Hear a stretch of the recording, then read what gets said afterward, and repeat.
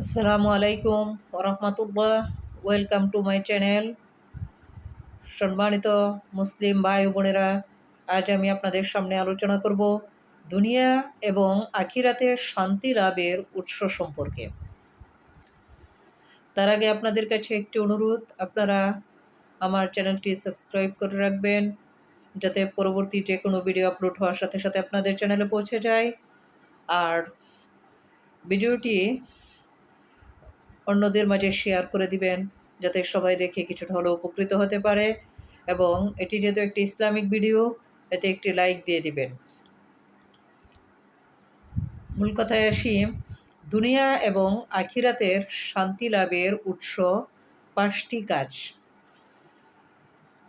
আমাদের প্রিয় নবী হজরত মোহাম্মদ মুস্তফা সাল্লাল্লাহু আলাইহি সাল্লাম বলেন, দুনিয়ার জীবনে শান্তি লাভ হওয়া 5টি কাজের ভিতর নিহত। 1 নম্বর হচ্ছে ইলম হাসিল করা বা দ্বীনি জ্ঞান অর্জন করা। 2 নম্বর হচ্ছে আল্লাহর বন্দিগিতে আত্মনিয়োজিত রাখা। 3 নম্বর হচ্ছে হালাল পথে জীবিকা অর্জন করা। 4 নম্বর হচ্ছে বিপদ আপদে সবর অর্থাৎ ধৈর্য ধারণ করা। 5 নম্বর হচ্ছে নিয়ামতের শুকরিয়া আদায় করা। আল্লাহ তাআলার অশেষ নিয়ামত, সেই নিয়ামতের শুকরিয়া আদায় করা। আর আখিরাতের শান্তি ও 5টি কাজের মধ্যে নিহত রহিয়াছে। মৃত্যুকালে মালাকুল মউতের সদয় ব্যবহার পাওয়া। আখিরাতের যে শান্তি, তার মধ্যে 1 নম্বর হচ্ছে মৃত্যুকালে মালাকুল মউতের সদয় ব্যবহার পাওয়া।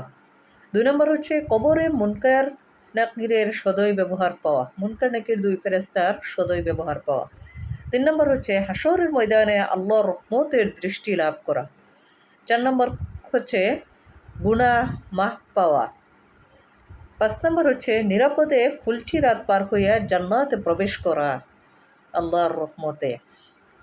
এগুলো হচ্ছে আখিরাতের শান্তি লাভের উৎস।